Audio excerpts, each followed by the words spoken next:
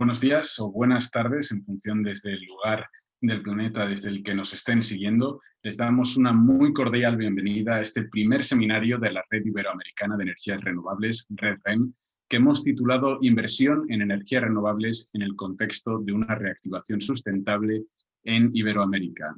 Mi nombre es Carlos de Sande, soy el responsable de Asociados y Relaciones Internacionales de UNEF, la Unión Española Fotovoltaica, y les estaré acompañando durante las más o menos próximas 2 horas que durará esta jornada como moderador del evento. Este evento, en el que buscamos demostrar que en el contexto de la pospandemia, una reactivación sostenible no solo es posible, sino que además es una opción rentable cuando se abren los espacios regulatorios para eliminar barreras que afectan primordialmente a las energías renovables. Unas energías que además juegan un rol particularmente importante al ser un punto de atracción para inversores y en el que las naciones pueden mostrar su compromiso con el desarrollo sostenible. Antes de comenzar, quería agradecer a las 17 asociaciones de 11 países que conforman esta red, ya que sin ellos y sin su apoyo no sería posible mantener un evento de estas dimensiones. Os pedimos a todos los asistentes que en caso de que tengáis preguntas, utilicéis el chat que encontraréis abajo en vuestra pantalla de Zoom y que estará habilitado durante todo el evento. Nosotros recopilaremos las preguntas que recibamos y las compartiremos con nuestra primera expositora y posteriormente con los panelistas de la segunda parte de este evento. Aprovecho para comentaros también que contamos con Twitter, así que quienes quieran participar o quienes quieran compartir su participación en este evento pueden hacerlo. Nuestro Twitter es @redrenovable. Comentaros que este evento estará dividido en 2 bloques. Un primer bloque en el que contaremos con la participación de Elaine Almeida, espero haberlo pronunciado bien, Binder. Ella es socia de Gobierno Corporativo y Sostenibilidad en EY Chile y nos presentará una pequeña presentación sobre el atractivo de los mercados de Iberoamérica para inversiones en energías renovables. Esta presentación está basada en el último reporte RECAI, Renewable Energy Country Attractiveness Index. Y contaremos posteriormente con un segundo bloque o un panel de discusión con diferentes ponentes que será moderado por Elsia. Así que, Elaine, cuando quieras, te invitamos a encender la cámara y a compartir tu presentación para comenzar. La mesa es tuya. Muchísimas gracias, Carlos. Muchas gracias a todos que se están sumando. Estaba observando el chat. Tenemos gente de Honduras, Ecuador, de acá de Chile. Qué estupendo poder hablarles a todos. Bueno, me llamo, sí estaba en lo correcto, Carlos, me llamo Elaine Almeida, soy brasileña, creo que el acento es todavía muy fuerte. Socia de Gobierno Corporativo de Ernst & Young, EY en Chile, y a cargo específicamente de los temas de ESG, además de otros temas. Es un gusto tremendo estar acá. Felicitaciones a la red por haber retomado las actividades después de haberse informado en la COP. Gracias a los miembros, gracias a todos por la iniciativa, porque para nosotros que trabajamos con ESG y que tenemos tanto interés en avanzar con estos temas y cambiar un poquito la manera como nos estructuramos como economía, como sociedad, como empresas y aportar nuestro granito de arena a las soluciones para el cambio climático, tener el apoyo y contar con la ayuda de una asociación como esta de la Red Iberoamericana es un tremendo aporte. Así que muchas gracias. Mira, como te comentó Carlos, la idea para hoy es hablarles un poquito sobre un informe que nosotros en EY lanzamos 2 veces al año, que se llama RECAI, y voy a empezar a compartir con ustedes la presentación. Mientras presento, yo no voy a tener acceso a la cámara o al chat, así que cualquier cosa, Carlos envíe las preguntas por el chat, Carlos nos va a avisar. ¿Y podrían, por favor, confirmar, Carlos, si ya ven mi pantalla? Sí, lo vemos perfectamente. Buenísimo, muchas gracias. Bueno, ¿qué vamos a ver hoy? Hablar un poquito sobre este informe, que es el RECAI, el contexto y los resultados de esta edición. Después, dentro del contexto del informe, hablar sobre la posición iberoamericana y después cerrar con por qué invertir en Iberoamérica. Entonces, un poquito sobre el informe en sí mismo. RECAE, como bien lo comentó Carlos, es un informe que trata del índice atractivo país para energías renovables. Entonces, el informe ya tiene 18 años, ya tiene su mayoría. La edición que lanzamos en mayo es la edición de número 55, son 2 por año, viene una más al final del año. Y la encuesta considera 100 países, pero en el informe solo mencionamos y comentamos la posición de los top 40. ¿Por qué? Porque queremos presentar los cambios, cómo están evolucionando estos países en la adopción y las políticas respecto a las energías renovables. Y no habría espacio para comentar sobre todos, obviamente. ¿Por qué es importante este informe? En su primera semana, les voy a compartir algunos datos. En su primera semana, el informe tuvo más de 47,000 impresiones. Y las impresiones vienen básicamente de inversionistas, de los que están lidiando y haciendo políticas y reguladores y entidades asociadas a los distintos tipos de energías renovables. Entonces, tener este nivel de respuesta y de atención en solo una semana significa que lo que estamos reportando de verdad aporta en sus definiciones.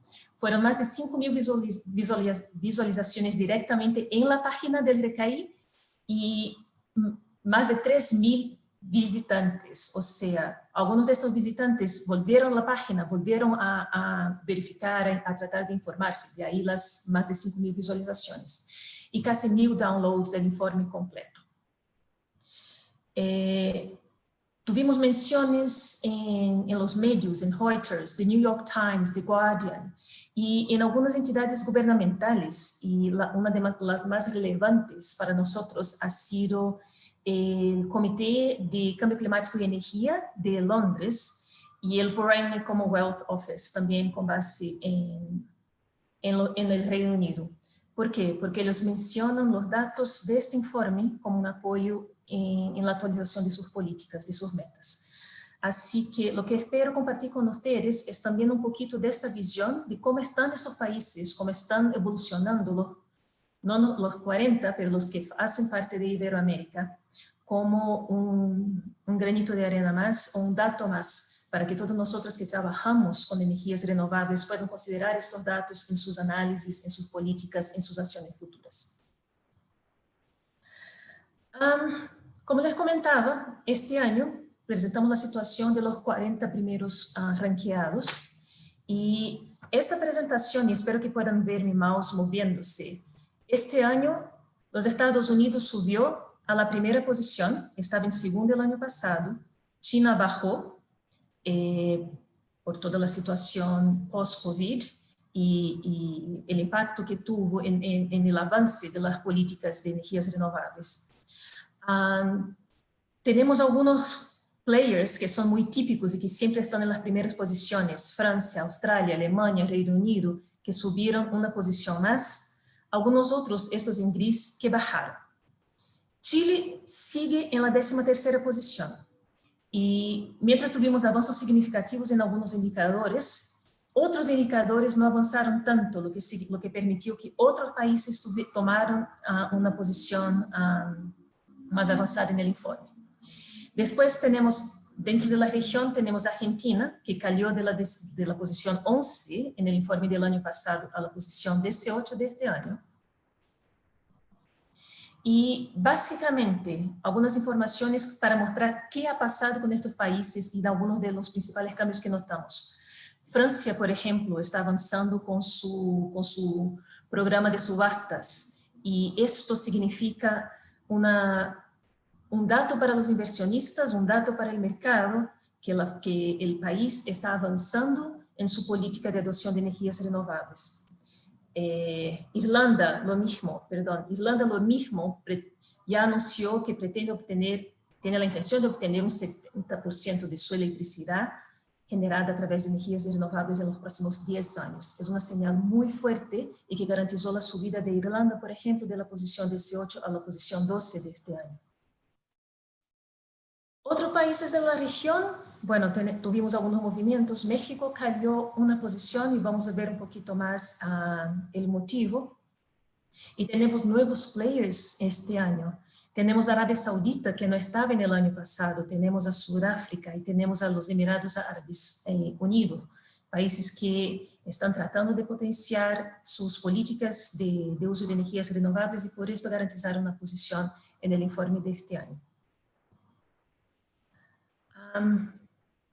Filipinas tiene un caso interesante porque está tratando de ampliar el uso de energías renovables a través de una política muy fuerte de tarifas, favoreciendo las energías verdes, una señal clara una vez más al mercado. Egipto, por otro lado, sufrió un impacto grande en la demanda por el COVID, lo que significa que tiene una previsión de baja en la demanda y baja en la adopción de energías renovables. Lo mismo pasó con otros países como Taiwán, donde las tasas de interés para la inversión han sufrido el impacto de la pandemia. Entonces, en este informe de este año específicamente, consideramos el impacto económico, social en la demanda y en la posibilidad de avanzar de cada uno de los países con sus políticas. Muy posiblemente la próxima edición del informe va a seguir considerando el impacto del COVID, pero ojalá en el futuro no será más tan necesario considerar esto. Hablando ahora sobre el segundo tema, la posición iberoamericana, los países que llegaron a los top 40. No sé si ustedes memorizaron, pero en el gráfico que mostramos anteriormente, tenemos 4 países que hacen parte de la red y que están en el informe. Esos países son España, Chile, Argentina y México. España ha subido 4 posiciones, Chile permanece, Argentina y México cayeron un poquito y vamos a ver por qué. La posición de España es fuerte, es interesante como un caso emblemático de cómo una política clara y directrices claras por parte del gobierno puede acelerar la adopción de las medidas necesarias y puede ampliar o aumentar el nivel de confianza del mercado. La política climática y energética es claramente una prioridad para el gobierno y en el principio del año España presentó su política a la Comisión Europea y básicamente estableció un nivel muy agresivo de reducción de las emisiones, de un 23% en los próximos 10 años en comparación a los niveles de 10 años atrás. Entonces, es una inversión significativa, pero también es un compromiso muy significativo y el mercado ha recibido esta noticia muy bien. El plan prevé un aumento de la energía eólica, de la energía solar, que son ventajas competitivas para el país. Chile tiene un contexto similar, quizás no tan estructurado, tan avanzado todavía, pero que se está formando. El contexto chileno considera la Ley Marco de Cambio Climático que está en trámite, pero ha avanzado, y acciones un poquito más estructuradas de Hacienda y señales del Ministerio de Hacienda chileno a través del Acuerdo Verde, que establece prerrogativas, establece metas, establece acciones para todo el sector financiero de Chile, para la banca, para los inversionistas, para las aseguradoras, y estas acciones están muy en línea con los principales marcos internacionales de gestión medioambiental y de reportes financieros y no financieros, como los marcos GRI y principalmente el TCFD, y vamos a hablar un poquito más sobre este marco más adelante. Y el Ministerio de Energía también ha sido muy activo. El ministro Juan Carlos Jové está siempre en los medios y está siempre potenciando el uso y las acciones del gobierno respecto a la adopción de energía fotovoltaica, potenciando el uso de hidrógeno, tratando de establecer vínculos con otros sectores productivos del país y llevarles a estos sectores las energías renovables como parte de su cadena de suministro, como parte de su estrategia, su estrategia comercial y productiva para tratar de bajar las emisiones y llegar a la carbono neutralidad oficialmente en 2050, ojalá antes de esto. Un dato interesante que según Carlos Finat de Acera, la asociación chilena que es parte de la red iberoamericana, la energía generada por Chile, considerando las fuentes solares, eólicas, geotérmicas, hidroeléctricas, eólica marina y potencial marino y la bioenergía podrían reemplazar todo el uso de combustibles fósiles que tenemos en Chile hoy día, incluyendo la leña, y sobraría para apoyar y tener el mismo nivel de impacto en 12 otros países de características, tamaño, geografía y consumo similares al de Chile. Es un potencial tremendo y que tenemos que potenciar. Los otros dos países que cayeron este año, Argentina y México, obviamente hay una combinación de factores y que son factores de alguna manera similares. Se considera el impacto del COVID, se considera el impacto de la demanda, se considera que por la situación de contingencia, el cambio, el foco, las políticas se cambian. Pero cuando las políticas a nivel gubernamental se cambian, el mercado recibe esto como una señal negativa de que por ahora no vale la pena invertir en estos países, no vale la pena seguir,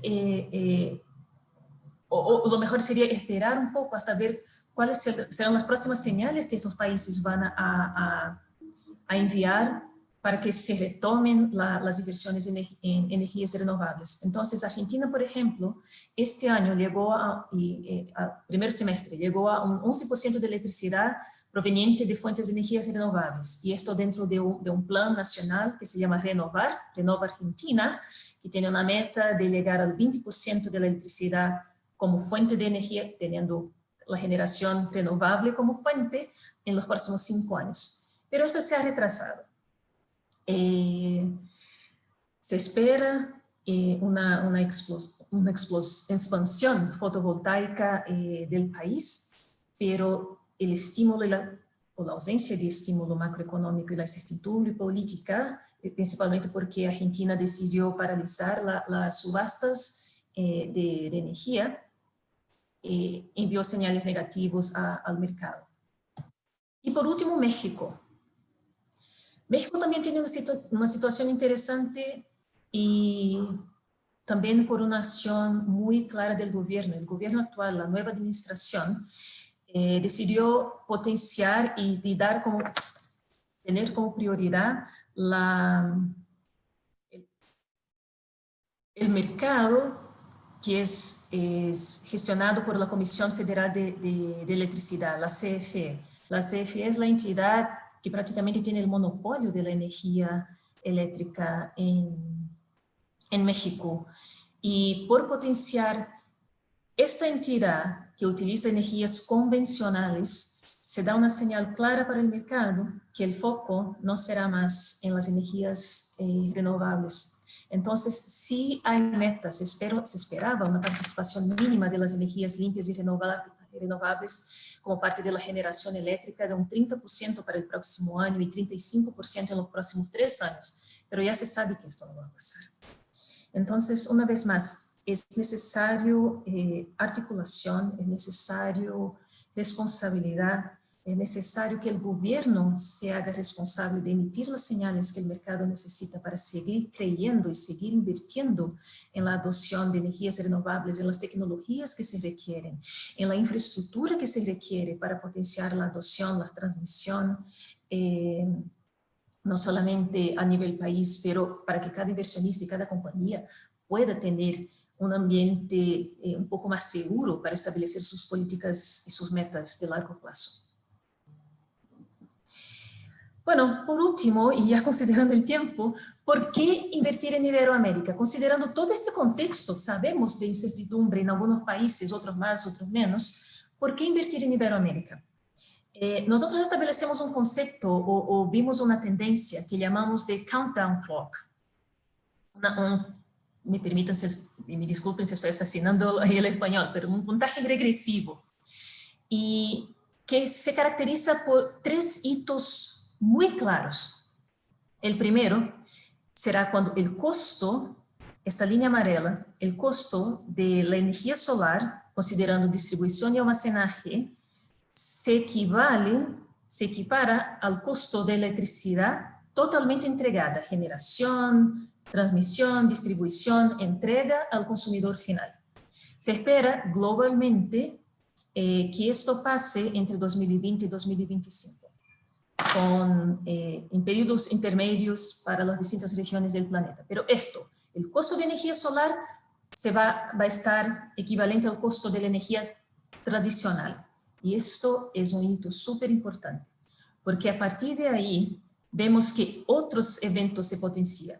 El segundo hito es que el costo promedio de toda la red de sistemas solares de distribución más almacenamiento se equivale también al costo de la electricidad totalmente entregada. Aquí estamos hablando solamente de distribución, almacenaje, acá estamos hablando de todo, generación, almacenaje, distribución, entrega. Y después, un tercer hito, cuando transmisión y los costos de transmisión y distribución de toda la red llegan a un punto que es lo más equivalente al punto más bajo de la energía solar. ¿Qué significa esto en términos prácticos? En este primer punto, nace un nuevo sistema energético con base a almacenamiento, distribución fotovoltaica. En el segundo punto, esta convergencia entre electricidad y los costos de la red potencia la adopción de la electromovilidad, lo que tiene el potencial de reducir significativamente las emisiones. Y por último, el tercer gran hito será un mercado de energía, un mercado digital, donde los costos serán tan equivalentes que obviamente la competencia que se genera en los mercados ojalá va a favorecer la adopción completa de las energías renovables. ¿Cuándo esto debe pasar? En distintas regiones del planeta va a pasar en momentos distintos. Entonces, el primer gran hito, que es el nacimiento de ese nuevo sistema energético, en los Estados Unidos, en las distintas regiones entre 2028 hasta 2041. En Oceanía el próximo año, en India en 10 años más, en China también, en Europa en 2 años más, acá en América Latina en 10, 12 años más.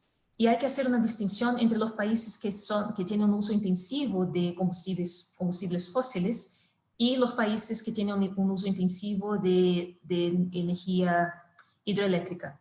¿Por qué? Porque eliminar los combustibles fósiles puede tener un costo político muy alto, pero genera un impacto mayor en las emisiones. Y esto va a dar más... Perdón que te interrumpa, nos quedan 3 minutillos para tu presentación. Así dejamos un pequeño tiempo para que nos puedan lanzar preguntas. Claro. Todo esto, lo que vemos acá, entonces, es que América Latina no va tan atrás, por detrás de los demás países en términos de potencial y de motivos para la inversión. Otro excelente motivo es que en este gráfico vemos el precio promedio global de las distintas fuentes de energía. Y acá están energía solar, energía eólica, geotérmica y algunas combinaciones de otros tipos de energía, gas que no es tan fuerte en toda la región. Pero lo que tenemos acá es que todo este tipo de energía que son ventaja competitiva de Iberoamérica están en el umbral de costo más bajo de generación, lo que significa una vez más otra ventaja para nosotros.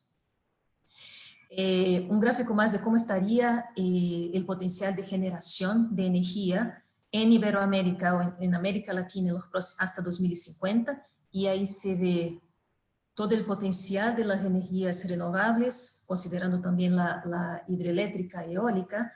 En otros países, en otras regiones, como Estados Unidos, por ejemplo, hasta 2050 se ve hasta un 70% de uso de energía que tienen como fuente el petróleo y el carbón. Entonces, una vez más, una ventaja para nosotros. Y por último, un cuadro comparativo muy general.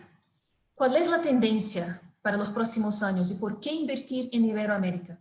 Si hablamos del potencial de demanda de energía en Oceanía, Europa y Estados Unidos, la demanda no necesariamente por renovables, energía en general, está estable. La tendencia es que la demanda por energía en Iberoamérica, Latinoamérica, siga creciendo. La capacidad de distribución tiene una tendencia de alza en Oceanía, Europa, un poco más lenta en Estados Unidos y también una capacidad de alza y tendencia de alza en la región. Generación a gas, la tendencia es caer en Europa. Y en el largo plazo, el panorama en términos de demanda y uso de las energías renovables es que esto haga parte de la generación de hasta un 75% de la energía utilizada en Oceanía, más de 80% en Europa, dependiendo de la región de Estados Unidos, solamente en 20 o hasta un 70% de la energía, y hasta un 75% de la energía generada y utilizada en nuestra región. Uso o potencial para la electromovilidad en Oceanía es bajo, en Europa más alto, en Estados Unidos una vez más depende de la región, y para nosotros la adopción se ve un poco más lenta en el principio, pero después de 10 años más se ve una tendencia de alza. Y ahí me gustaría cerrar con estos dos temas. Uno, ¿por qué es importante que las señales del gobierno? Porque acá vemos las NDCs, las contribuciones determinadas a nivel nacional, el compromiso de cada país con la reducción de las emisiones según las ODS y con las ODS también. Entonces lo que vemos es que en lo general los países sí tienen sus contribuciones comunicadas. Lo que vemos en gris es que la cantidad de NDCs que menciona energías renovables. Y acá vemos que Asia, Oriente Medio y la América Latina y el Caribe menciona, la América Latina especialmente, de las 32 NDCs, 28 mencionan el uso de energías renovables y 26 de estas tienen metas cuantificables, lo que es mucho más que el resto del mundo. Entonces, no solamente una señal de la región de que estamos invirtiendo en energías renovables, pero que tenemos metas cuantificables para la adopción y que son vinculantes. Entonces, como mensaje de todo esto, viendo los cambios en la posición de cada país, viendo el impacto que tiene una señal clara del gobierno, ¿qué se requiere para que sigamos invirtiendo en las energías renovables en Iberoamérica? Uno, es fundamental, estrategia nacional. Un plan estructurado, un plan serio, con compromisos, con metas, con respecto a la adopción de las energías renovables. Que este plan esté coordinado, que sea coordinado con los reguladores y con el mundo privado, que son los que tienen que establecer las acciones para bajar sus emisiones. Exista una regulación, que esa regulación sea transparente y que sea estandarizada, idealmente entre los países, para que los mecanismos de medición, de recompensa, sean los mismos y que los mecanismos de mercado también sean equivalentes a nivel regional, ojalá a nivel global. Ahí sí, podremos invertir en tecnología, en infraestructura, en distribución, en almacenaje y, por otro lado, el mercado. Ahí estamos hablando de inversionistas, la bolsa, estamos hablando de índices como Dow Jones, podrán recompensar las compañías que adoptan y tienen una estrategia más clara y de largo plazo para la adopción de energías renovables en su estrategia comercial. Ahí me quedo. Abro el espacio para las preguntas. Muchísimas gracias, Elaine. La verdad es que muchas gracias. Te has ceñido muy bien al tiempo. Una presentación sobre un informe muy interesante, la verdad. Ahora que ha cumplido su mayoría de edad, remarcabas una cuestión muy importante y es la necesidad de que estas estrategias y de estos objetivos y metas que los diferentes gobiernos se plantean estén perfectamente coordinados con el sector privado. Lo has explicado muy bien, España es un caso paradigmático también en este sentido. Parece que el desarrollo sostenible va a despegar definitivamente en nuestro país. Esperemos que sea así en el resto de países de Iberoamérica. Tenemos unos minutitos, Elaine, para contar con preguntas del público. Nos han lanzado algunas, los más de 150 asistentes que nos están, casi 150 que nos están siguiendo a través de Zoom. Te las voy a lanzar con dos preguntitas que hemos recibido. Comenzamos por la primera. Nos dicen así: en Chile, ¿qué planes existen relacionados con la energía geotérmica? Buenísima pregunta. Los planes que yo he visto tienen como foco más definitivamente la adopción del hidrógeno. Potencia los planes y las acciones que he visto en el mercado y en mis clientes potencian la fotovoltaica, en alguna medida la eólica. Yo no he visto, y quizás exista de verdad, algo más estructurado respecto a la energía geotérmica. Y se los comento también porque en el principio de este año nosotros lanzamos un informe junto con la CPC y había una mesa de energía que definía cuáles son las acciones de adaptación y mitigación al cambio climático y las condiciones habilitantes que el sector de energía requiere para bajar sus emisiones. En esta mesa estaban representantes de biomasa, de eólico, fotovoltaico, del hidrógeno, además de todas las grandes compañías de energía, generadoras. Y la verdad es que en este informe también no hay ninguna acción muy específica para la geotérmica. Así que me quedo con la tarea de buscar algo más específico dentro de los grandes planes del gobierno, porque no he visto, de verdad. Muchas gracias. Una segunda preguntita que versa además sobre precisamente nuestra red iberoamericana. Nos preguntan, ¿qué crees, o en tu opinión, cómo opinas que puede aportar al desarrollo de las energías renovables una alianza como Red REN? Mira, agrega fuerza a la discusión, agrega presión política, agrega inteligencia, agrega experiencia, agrega la voluntad de movilizar, de decir, investigar y quizás decir lo que a veces es duro, sea para el gobierno, sea para el sector privado, sea para los reguladores, escuchar. Pero ¿qué es necesario?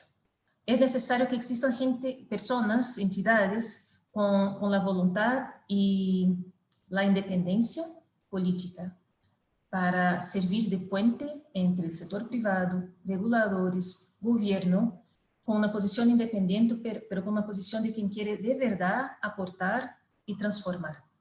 Así que es súper importante la existencia de asociaciones como estas que dan voz a todos nosotros que trabajamos con ESG y que queremos de alguna manera transformar todo esto que vemos que puede y debe ser transformado. Muchas gracias. Sin duda yo creo que este tipo de asociaciones o de redes ayudan mucho también a compartir el know-how entre diferentes países que se encuentran en un nivel distinto de desarrollo normativo. Tenemos, Laine, dos preguntitas más antes del siguiente panel. Las dos versan sobre Uruguay. La primera nos dice así: ¿por qué crees que Uruguay no aparece en el top 40 de los países? Es una buena pregunta. Me encanta Uruguay, de hecho. Y creo que Uruguay tiene todo el potencial y la estabilidad quizás que se requiere para estar entre los top 40. Mira, el informe tiene algunos criterios muy claros y que tienen que ver con la existencia de un plan a nivel nacional, tiene que ver con la existencia de metas y con hitos, casi como una carta GAN clara en términos de cómo se potencian los distintos tipos de energías renovables y dónde viene la inversión, en cuánto tiempo, en cuál tipo de energía se va a invertir, cómo se hace la bajada en términos de regulación y de ahí al sector privado. Entonces, hay criterios muy claros y quizás Uruguay no haya logrado atingir el puntaje suficiente en todos los criterios para estar entre los top 40. No significa que no exista, pero quizás que todavía no sea adecuadamente estructurado o tan cuantitativamente estructurado. Muchas gracias, Elaine. Una más también que nos lanzan desde Uruguay. Nos preguntan con respecto a la tecnología eólica offshore. Entienden que obviamente puede que no tengas los datos perfectos de cada uno de los países, pero nos preguntan, ¿qué países son los que tienen más potencial en eólica offshore y qué razón darías? Ajá. Ya no tengo la presentación. No sé si ustedes vieron en el mapa donde presentamos las NDCs por región. y el nivel de compromiso de cada región con la adopción de energías renovables. Vemos que Europa, si no me equivoco, tiene 28 NDCs y de estas, las 28 NDCs de Europa mencionan energías renovables. Esto porque Europa tiene un gran... Este mismo mapa utilizamos como base para los distintos análisis que hacemos. Y ahí se ve muy claramente que el potencial de Europa, norte europeo, offshore, es alto. La costa chilena, este lado de la región de América también. Algo de la costa brasileña, pero no mucho. Y un poquitito en la región ecuatorial, más en la región asiática, pero definitivamente el gran potencial está en el norte europeo. Muchas gracias. Y una ultimísima pregunta para cerrar este primer e interesantísimo bloque. Nos preguntan sobre el ranking que elaboráis, en concreto sobre Estados Unidos. ¿Este ranking considera los resultados de la nueva elección presidencial y los posibles cambios que pueda haber en su política medioambiental? Este ranking no, porque el informe ha sido emitido en mayo. A fines del año va a salir el segundo informe, porque siempre hacemos una actualización a cada 6 meses. Entonces, me imagino que sí. Bueno, Estados Unidos ya está en la primera posición, pero ojalá vamos a tener señales más claras y más positivas del nuevo gobierno americano respecto a su política de cambio climático y a la adopción de energías renovables. Biden ya comentó que uno de sus primeros actos será volver a sumarse al Acuerdo de París, así que ojalá lo haga y que esto sea solamente el principio de los cambios que Estados Unidos necesita. Pues muchísimas gracias, Elaine, por tu presentación. Muy obrigado por estar en Hoy aquí Conosco. Ha sido un placer escucharte y muchísimas gracias por estar aquí. Muchísimas gracias, muy obrigada. Un gusto estar acá con ustedes. Pues continuamos con el siguiente bloque de nuestro panel. Se trata de un panel de discusión en el que contaremos con Natalia Castillos, analista en energías renovables en Bloomberg NEF, Fernando Cubillos, Head of Energy, Principal Investment Office en el Banco Interamericano de Desarrollo, Ramón Méndez, exdirector nacional de Energía de Uruguay, y Patricia Tato, Vice President América de ATA Renewables y W2O Mexican Delegate. Junto a ellos contaremos también con Elsia Paz, presidenta de la Asociación Hondureña de Energías Renovables, que va a asumir el rol de moderadora de este panel. Recordar a nuestros asistentes 2 cuestiones. La primera es que podéis continuar lanzando vuestras preguntas a través del chat de Zoom que encontraréis en la parte inferior. Y la segunda, recordaros que tanto la grabación como las presentaciones de este primer evento de la Red REN estarán disponibles en las páginas web de la mayor parte, si no todas, las asociaciones que conformamos esta plataforma. Recordaros también que contamos con Twitter, @RedRen, y contamos también con una página en LinkedIn en la que pueden compartir sus opiniones y su participación en este evento. Ahora sí, comenzamos con este segundo bloque, este panel de discusión. Elsia, cuando quieras, la mesa es tuya. Bueno, buenos días. Muy contenta de estar participando el día de hoy como moderadora de este panel tan importante. Creo que va a dejar muchas lecciones, enseñanzas y sobre todo participación a nivel iberoamericano, así que contenta. Bueno, la intención de este espacio es un espacio de presentación, de conversación, perdón, sin presentaciones, y la intención es, como lo dije al inicio, dialogar sobre las mejores opciones que incrementen las inversiones en energía renovable y que no se vean afectados tras esta pandemia. Así que sí me interesa, Natalia, que eres una analista en energías renovables en Bloomberg, también junto con Fernando Cubillos, Head of Energy, el principal del BID, Principal Investment del BID, y Ramón Méndez, el director nacional de energía de Uruguay, y Patricia Tato, VP América de ATA Renewables y W2O de Mexican Delegate, para que iniciemos con un par de preguntas. Así que lo que voy a hacer es moderarlo a nivel de preguntas, y yo creo que aquí tendríamos que entrar todos simultáneamente, pero iniciando con Natalia. Bueno, a su juicio y mirando el estado actual de la industria en Iberoamérica, ¿cómo considera que la pandemia ha afectado el desarrollo de las energías renovables? Así que contamos con un par de minutos para dar inicio a este primer debate. Así que, Natalia, te pido que nos des tu perspectiva de esta situación con la pandemia. Gracias, Elsia. Sí, creemos que obviamente la pandemia ha afectado el sector, pero creo que es importante diferenciar algunos aspectos que fueron impactados de maneras diferentes. En primero, yo quería comentar en términos de nueva capacidad instalada, que nosotros esperamos que toda la región de América Latina va a tener a lo largo de 2020.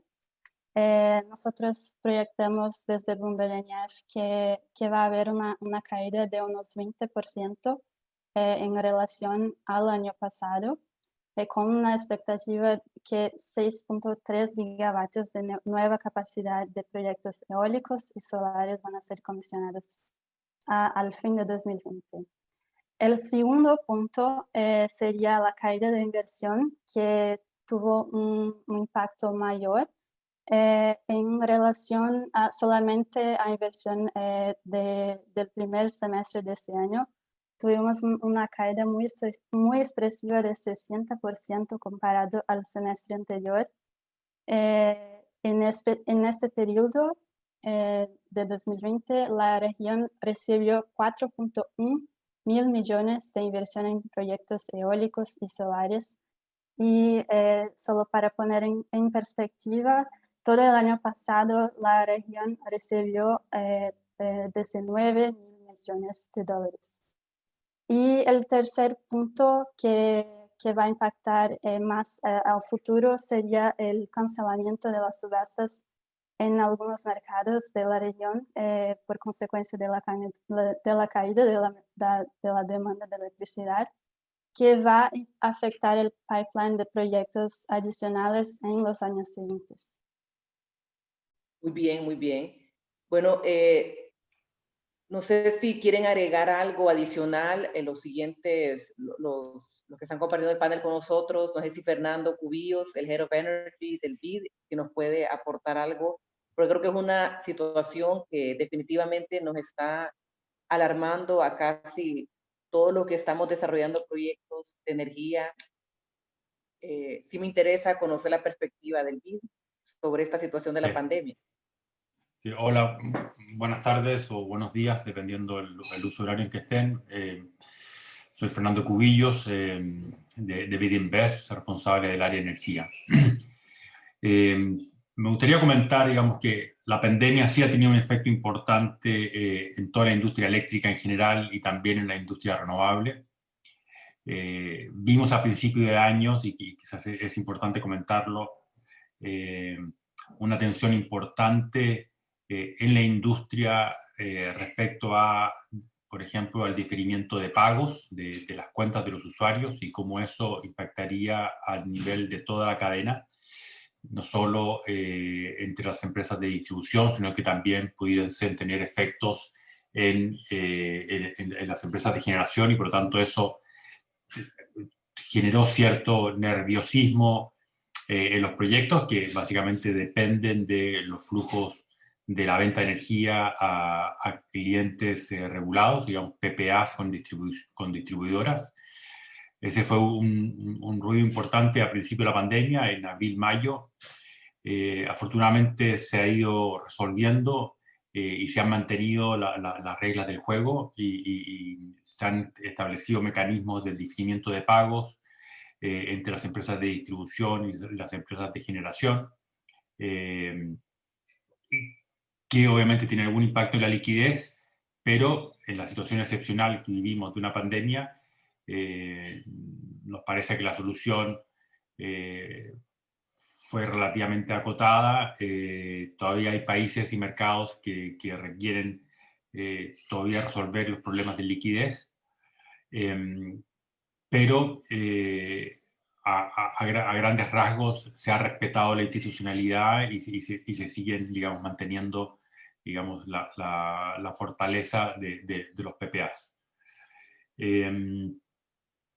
Como dijo Natalia, va a haber un impacto importante por menor demanda, menor crecimiento de la demanda, que puede obviamente retrasar el desarrollo de nuevos proyectos, pero a la vez estamos viendo una nueva tendencia que es el reemplazo de tecnología ineficiente o muy contaminante o con muy altas emisiones, como es el caso de Chile, que está iniciando este proceso importante de descarbonización, y que obviamente retirar 5.000 megas de plantas de carbón requiere su reemplazo por alrededor de 15.000 megas de energía renovable, más tecnologías de almacenamiento y baterías para posibilitar su implementación en el largo plazo sin mayores efectos en los sistemas, un poco lo que nos explicó Elaine en este proceso de transición tecnológica.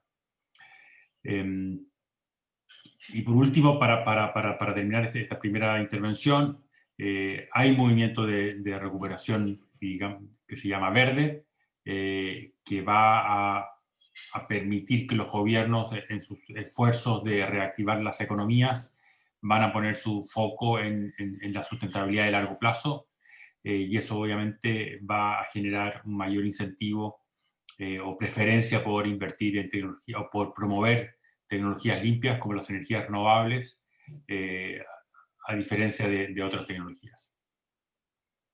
Gracias, Alicia. Bueno, no, muy bien, Fernando, te agradezco esta oportuna intervención, lo cual me permite entrar a la segunda pregunta para el panel, y con esta sí quiero que tengamos un momento de reflexión. Mencionaste dos temas claves, PPAs y gobierno. ¿Qué estamos viviendo en Centroamérica, en especial, por ser un países en una región en vías de desarrollo?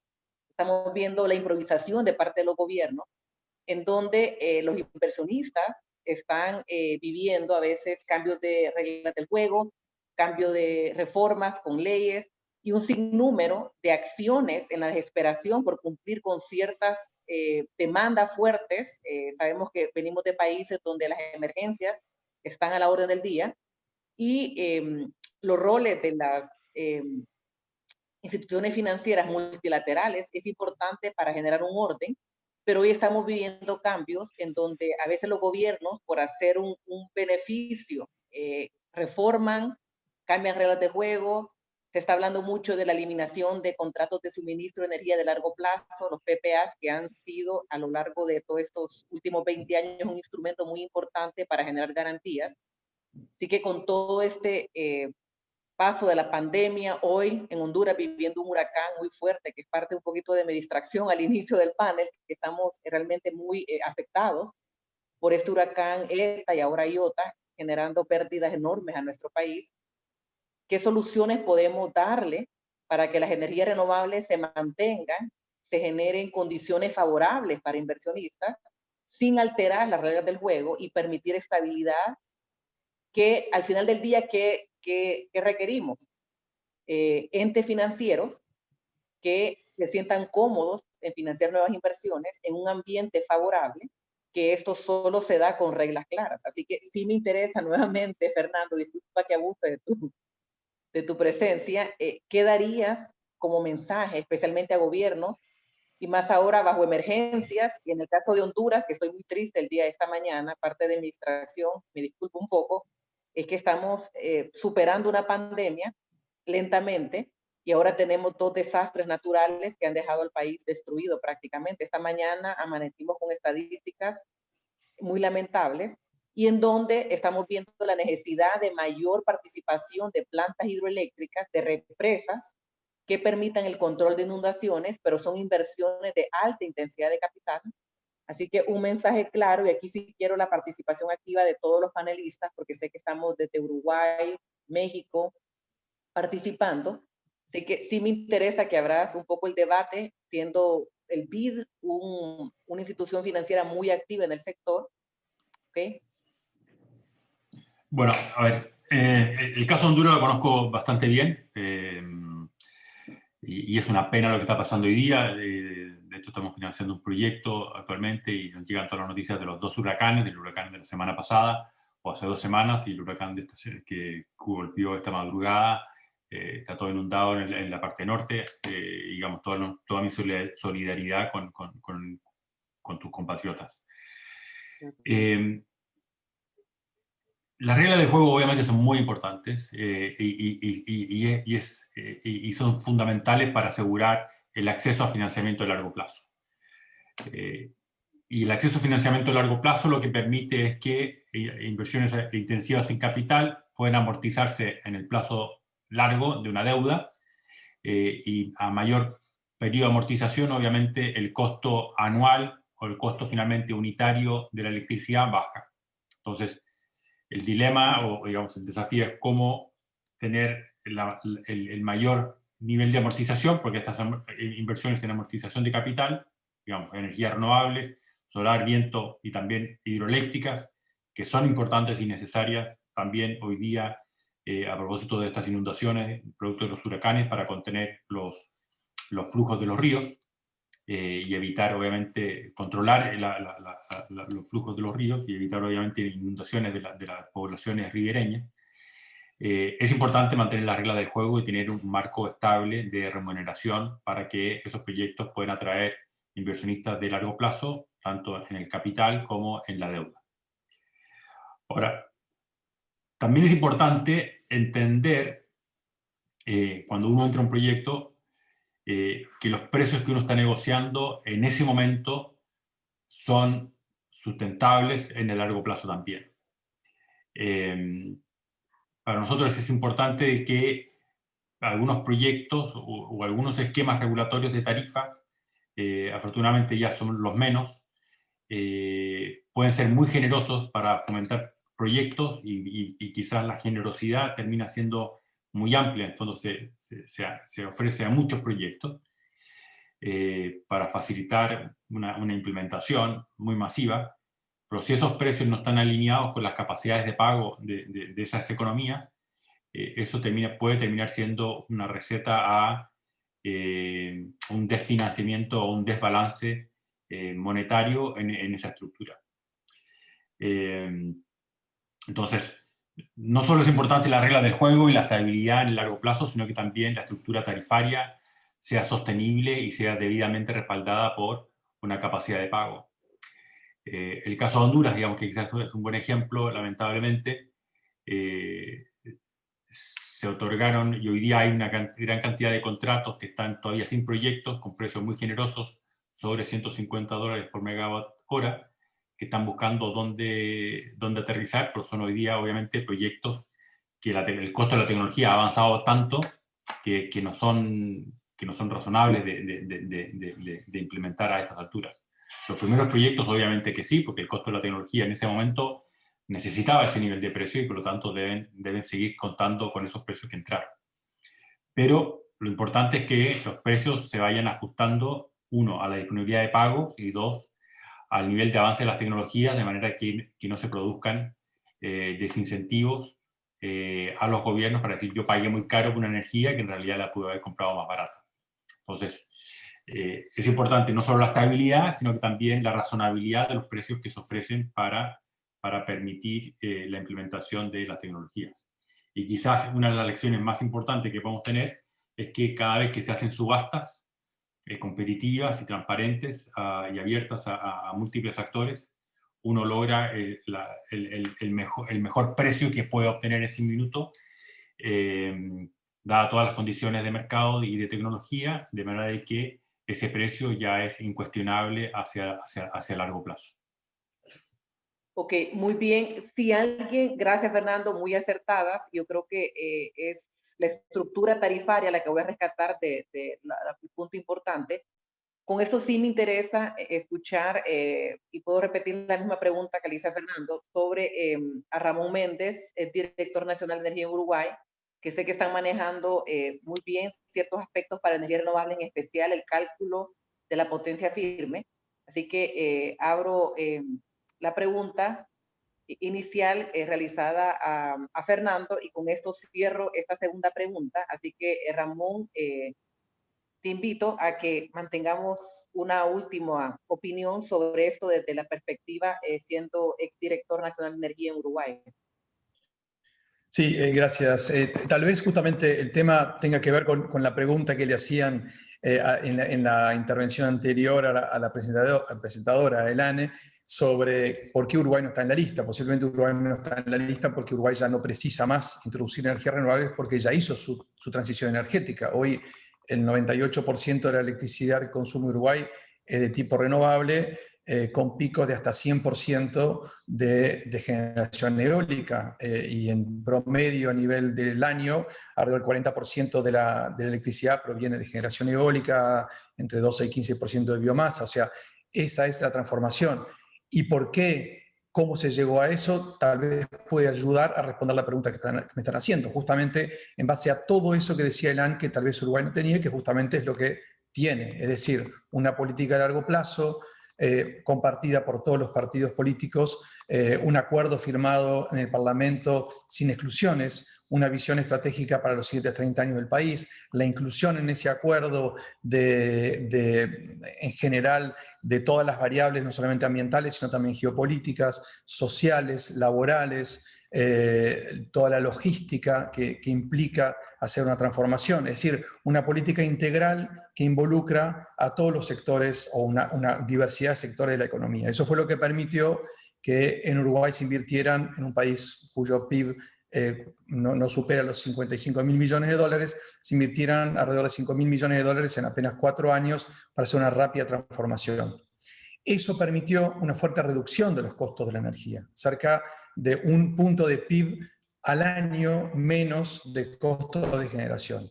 Esto es un poco lo que está sucediendo en países que efectivamente generan las condiciones en nuestra región para poder hacer transformaciones. Es decir, como decía Fernando recién, en el fondo las energías renovables es puramente un negocio financiero, es decir, el combustible es gratuito, los costos de operación y mantenimiento son muy bajos y por lo tanto el costo de la energía tiene que ver con el repago de la inversión que se hizo. Y en función de la tasa de retorno que quiera percibir, que aspira a recibir el inversor, va a ser el costo final que se va a vender la energía, que el desarrollador o el inversor va a terminar vendiendo la energía al off-taker.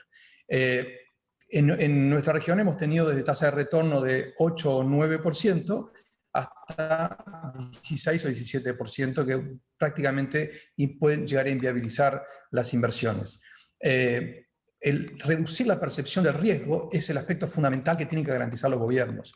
Es decir, tienen que generar condiciones que generen credibilidad en los inversores. Esto tiene que ver con política de largo plazo, con generar seguridad jurídica en caso de que ya sea por un riesgo país elevado o por un riesgo del off-taker, en particular de empresas distribuidoras, que las utility que puedan tener alguna dificultad financiera. Existen instrumentos para blindar esas inversiones y generar garantías a los inversores, que los bidding processes, que las subastas sean realmente abiertas y en condiciones de igualdad, que no existan subsidios ni directos ni indirectos a los energéticos tradicionales, como existe en muchos países de nuestra región.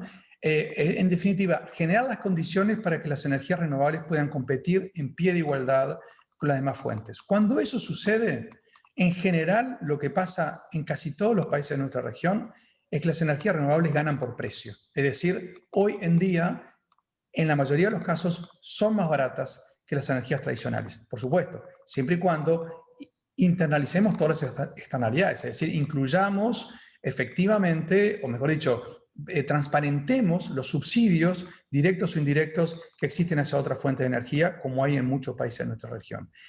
Entonces, en resumidas cuentas, lo más importante para mí es generar las condiciones, que es mucho más que regulatorio, es generar un ecosistema institucional, político, de capacidades también, para que las energías renovables puedan competir en pie de igualdad.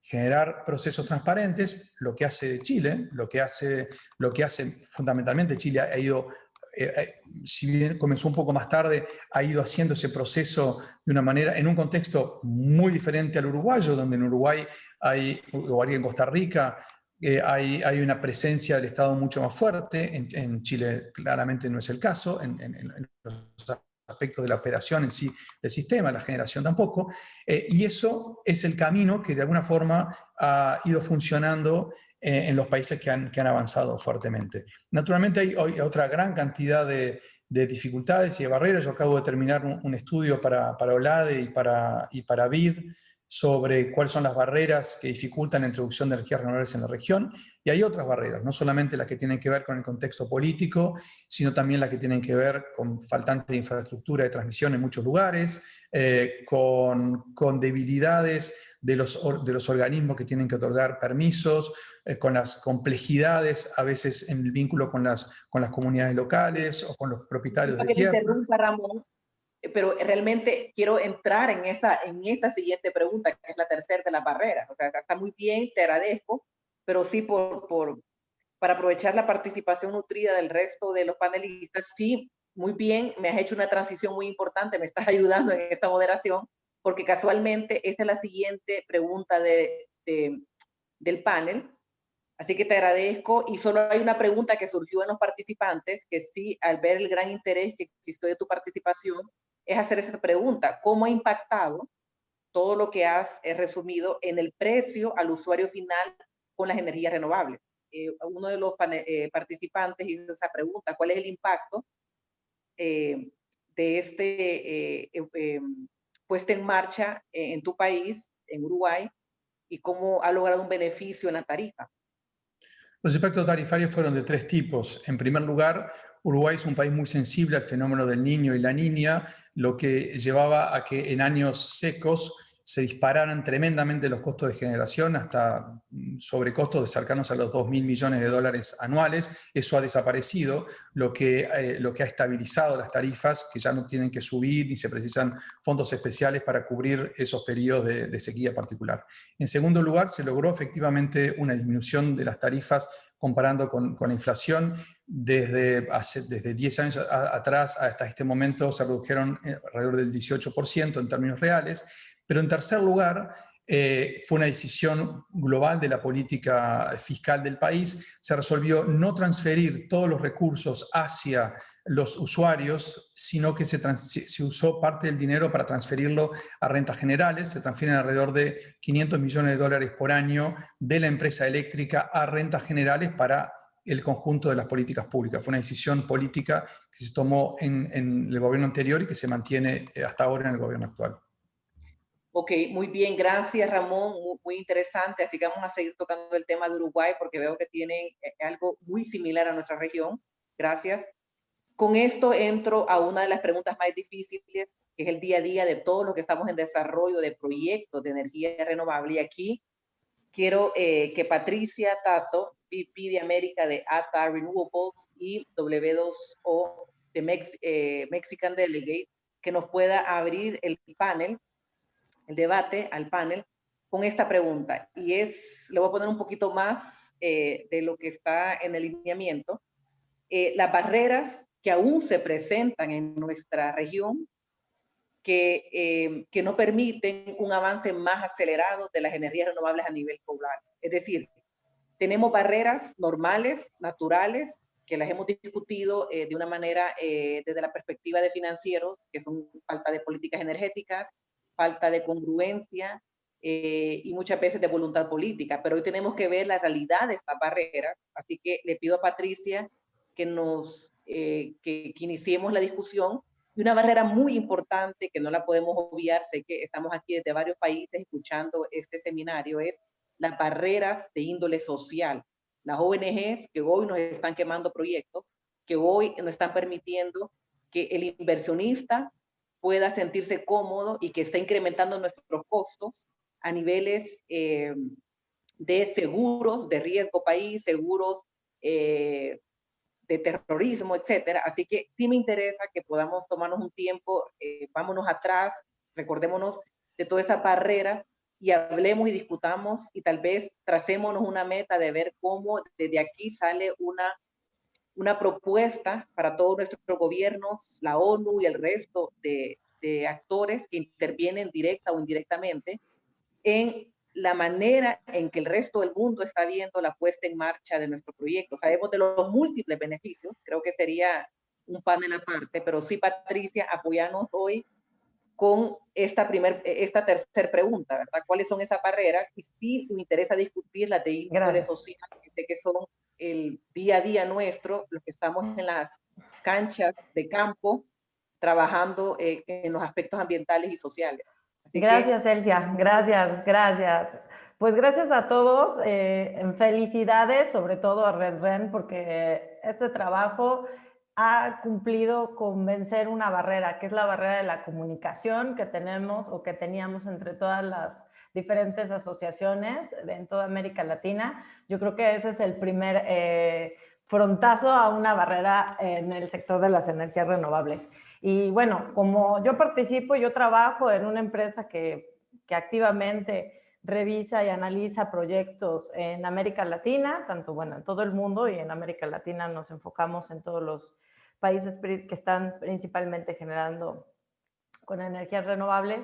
Y pues aparte de los retos que ya per se ha traído la pandemia de incertidumbre, ¿no? Que ese es el principal reto que hay en este momento para mi punto de vista, de incertidumbre en todos los aspectos, ¿no? Incertidumbre en la vida personal, incertidumbre en la cotidiana y en incertidumbre también en el desarrollo de algunos proyectos. Hemos visto también que hubo un paro de una caída de demanda entre marzo y abril, y eso generó también pues que hubiera esa incertidumbre y esta reducción de demanda, pues una incertidumbre en los costos, una incertidumbre en los proyectos, en la ejecución, en la operación y en la construcción de los proyectos. También vemos como pues una barrera grande que ha generado pues es el costo, se puede decir es barrera o no, del gas, diferentes, que también puede ser en algunos países considerado como positivo porque se está a lo mejor prevaleciendo este tipo de generación a costa de otras, y pues también el riesgo y la barrera regulatoria que no simplemente es una barrera en ciertos países, pero por ejemplo en el caso de México, pues nos ha venido costando bastante entender lo que está sucediendo en este reto, ¿no? Con el COVID y con sobre todo pues la falta de apoyo del gobierno actual para poder sobrellevar estas barreras y estos retos. Yo creo que en el tema social, como tú lo preguntas, el continente entero ha tenido desde hace mucho tiempo pues muchos retos sociales, y creo que las renovables están ayudando a vencer esos retos más que a engrandecerlos, ¿no? Al integrar también a su base de trabajadores más empleos, ¿no? Las renovables están en todos los países, se hacen estudios de inversión social muy importantes, ¿no? Que no había antes, y que la generación convencional pues no estaba tampoco favoreciendo, ¿no? Vemos que todos estos proyectos cada vez tienen exigencias más fuertes en sus cumplimientos de permisos ambientales y sociales, ¿no? Quizás para algunos desarrolladores sea una barrera o un reto, quizás para la región en general sea algo positivo que cada país tenga ciertas especificaciones quizás más estrictas o no en cuanto a sus temas sociales, pero hemos visto que también la banca de desarrollo ha facilitado y ha ayudado muchísimo a que estos retos se vayan venciendo. Es el caso de pues cada vez hay mayores proyectos con inclusión de mujeres, cada vez hay mayores proyectos que tienen pues temas de ayuda. En el caso de México hubo muchísima ayuda por parte de las energías renovables a los temas de recuperación en ciertas áreas donde no tenían comida las personas, y se les ayudó también. Hemos visto también mucha ayuda en el plano del medio ambiente, ¿no? Pues simplemente nada más ver cómo estamos reduciendo emisiones. Entonces, creo que esas barreras sociales cada vez son ventajas para que la sociedad pues empiece a favorecer o ver cuáles son las ventajas de las energías renovables en concreto, ¿no? O sea, hay temas sociales que no son nada más políticos, ¿no? Ha habido en toda esta temporada, ha habido social unrest en Estados Unidos, en México también vemos diferentes fenómenos, en Chile también vimos un fenómeno también en el inicio de año. O sea, yo creo que el tema social es algo que debemos considerar, pero que es algo que va de la mano de las renovables y que al contrario, en la penetración de renovables en un país favorecerá empleos, favorecerá el medio ambiente y favorecerá también a las comunidades en donde los proyectos son instalados, ¿no? Sí, hay varios retos, ¿no? Hay varios retos de desarrollo per se, llámese a lo mejor en Colombia, ¿no? Temas con la planta hidroeléctrica que tuvieron un problema hace unos años, entonces ahora pues también los permisos medioambientales también son a lo mejor un reto de sacar, pero ya ha habido también por parte del gobierno colombiano una gran llamada de atención a que estos trámites se aceleren y sean cada vez más fáciles, o no fáciles, sino más, más sencillos de obtener por parte de los desarrolladores. En Chile, bueno, vemos que también hay mucho impulso por la parte del gobierno en diferentes áreas, ¿no? Traen iniciativas que no hay en ningún otro lugar de América Latina. En México, al menos, pues se ha favorecido también muchísimo la capacitación de personas, ¿no? Porque no había muchos profesionales en el sector al inicio de la reforma energética que se dedicaran a hacer este tipo de proyectos. Entonces, pues yo creo que esas barreras se están venciendo en la parte social. Es importante recalcar que la parte regulatoria yo creo que es la más importante a nivel Latinoamérica, ¿no? Que es la seriedad de los gobiernos de mantener sus políticas. Y bueno, pues creo que esos retos también pueden ser vencidos con el futuro, ¿no? Con lo que viene, con un nuevo presidente en Estados Unidos, con unos resultados también de ciertos procesos democráticos que ha tenido la región, y sobre todo con el enfoque que hay de la mayoría de los inversionistas de enfocar sus inversiones en proyectos que cumplan temas de desarrollo sostenible, ¿no? Entonces, pues no sé si esa sea una respuesta para ti, si quiera alguno de mis compañeros entrar al tema social. Muy interesante. Gracias, gracias. Patricia, y con esto sí me interesa que Natalia Castillos, analista de energía renovable de Bloomberg, nos pueda también brindar su opinión al respecto, considerando el nivel de importancia que tiene este tipo de erradicación de barreras para acelerar las inversiones en energía renovable. Así que, y esto también está abierto a todos los panelistas, tanto Ramón como Fernando. Sí, sería interesante sus perspectivas relacionadas a la barrera. Así que aquí los dejo que sigamos en la discusión de esta tercera pregunta. Gracias. Gustaría de agregar mi perspectiva en relación a la competitividad de las tecnologías renovables. Entonces, las barreras que nosotros vemos a nivel global, claro, va a depender del mercado. Vemos que la competitividad de las fuentes energéticas está creciendo a lo largo de los años. Nosotros estimamos que hoy cerca de 2/3 de la población mundial vive donde la eólica o la solar o ambas las tecnologías son más baratas que las tecnologías convencionales para nueva adición de capacidad. Ahora, para tenernos un avance más acelerado, creo tenemos que comprender la competitividad de estas plantas renovables en relación a plantas convencionales ya en operación. O sea, en términos prácticos, nosotros comparamos el LCOI de las tecnologías eólicas y solares con el costo marginal de las plantas térmicas. O sea, cuando el LCOI de las renovables es más barato que el costo marginal del carbón, por ejemplo, llegamos a lo que llamamos de a tipping point 2. Y hoy pocos mercados atingieron a este punto, a este tipping point 2, pero en Europa, en algunos países, este punto ya fue atingido en relación a la tecnología carbón, y esperamos que al próximo año muchos de los países europeos ya podrían atingir este tipping point 2 en relación a todas las tecnologías térmicas.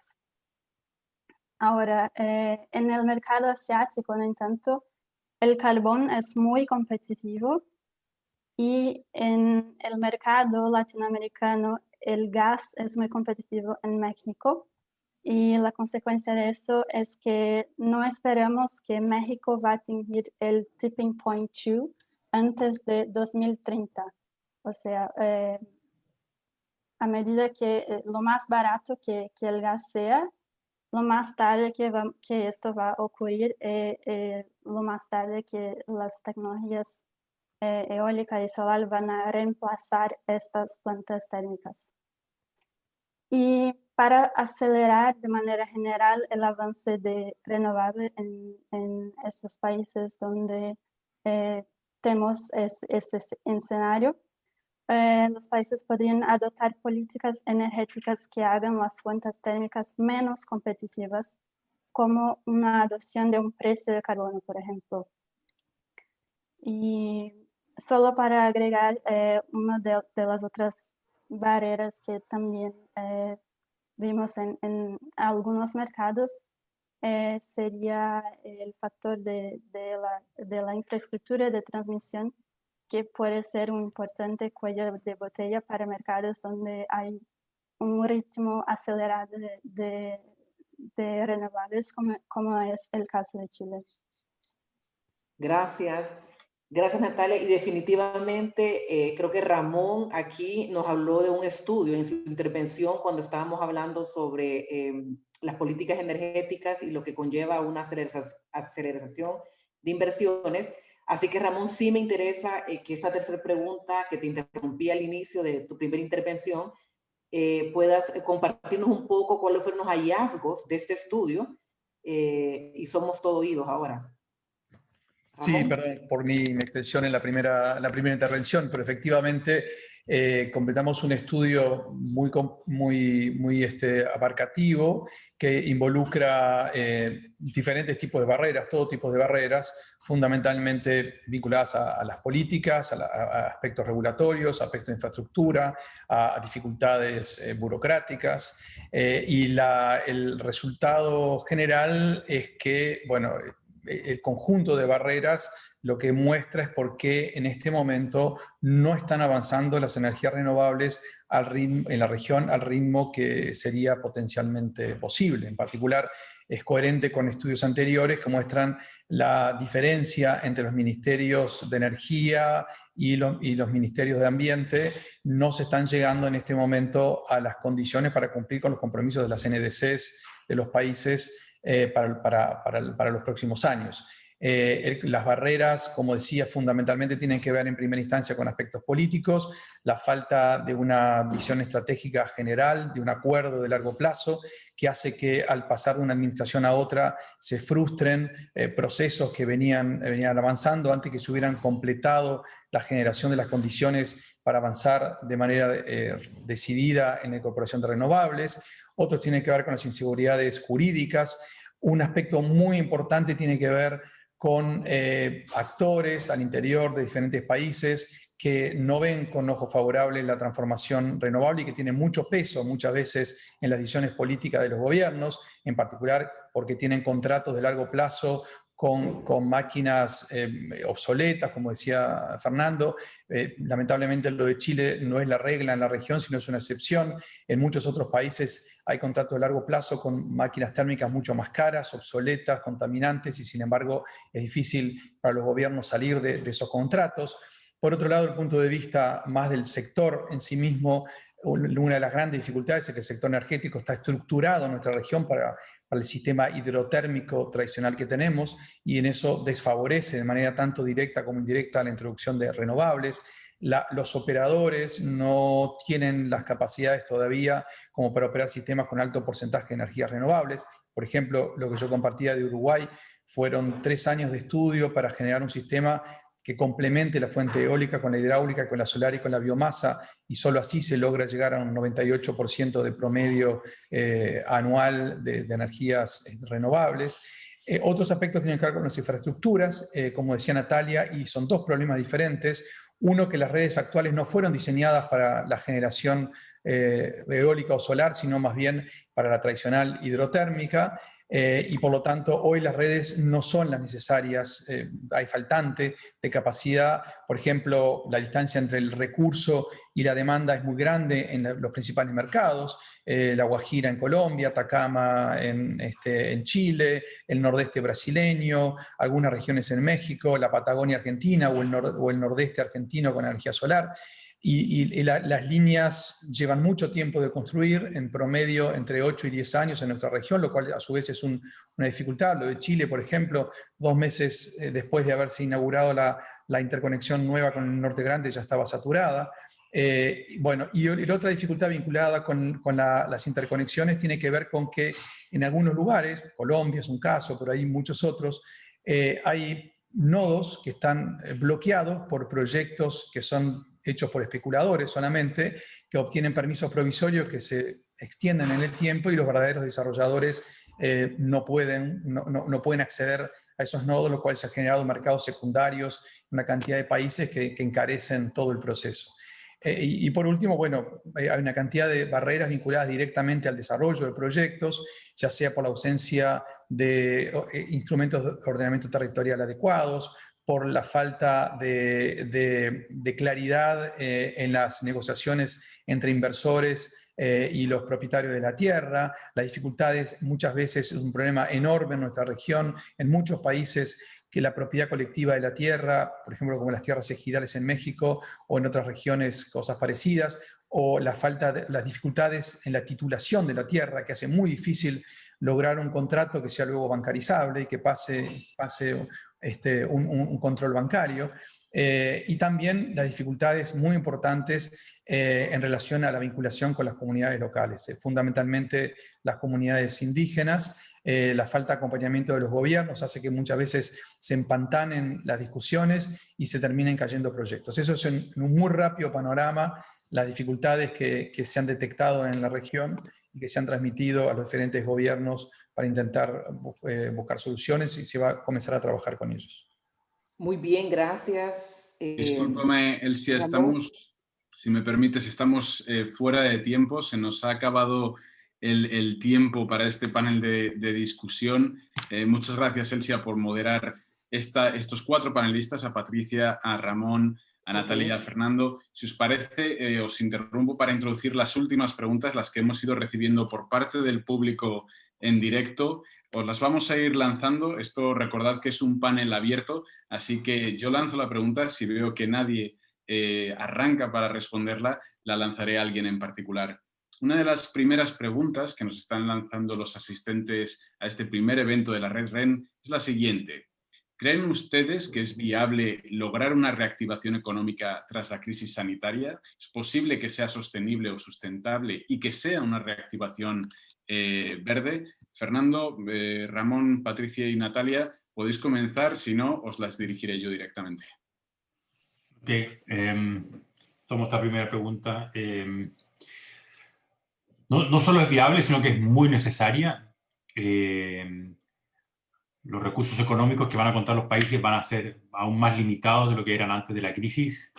Por lo tanto, el uso aún más prioritario en decisiones que sean realmente sostenibles en el tiempo, digamos, que no generen distorsiones a largo plazo o que generen, digamos, de alguna manera arrepentimientos, va a ser debiese ser una consideración relevante a la hora de diseñar los planes de estímulo a las inversiones que los países debiesen implementar.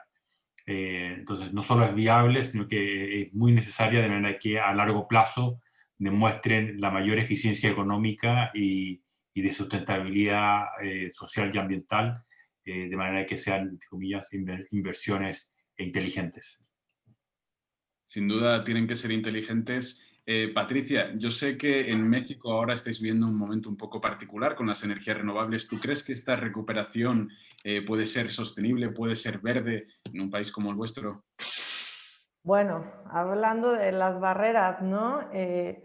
Debería de ser, o sea, debería de ser vinculada la recuperación a corto plazo con las estrategias de mediano plazo del gobierno para poder cumplir con los objetivos de desarrollo sostenible, evidentemente.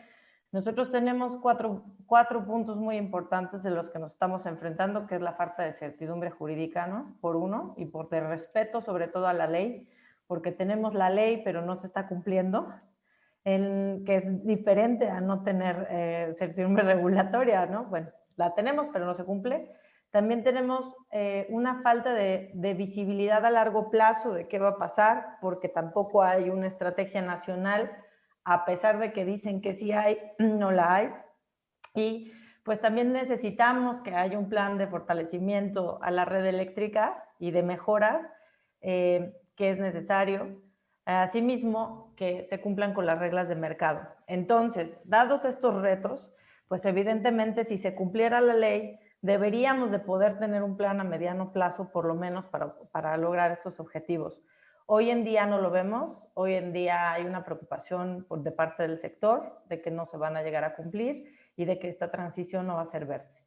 Esperemos, nuestras esperanzas están en los muchos casos que se han ganado en la corte ahorita en México, si la mayoría deben de estar enterados en cómo está la situación en nuestro país en el sentido de energía. Entonces, bueno, debería de ser el plan de gobierno, creemos que ellos tienen la intención y si se respeta la ley, pues esperamos que podamos llegar a ese punto, ¿no? Hoy en día no lo vemos.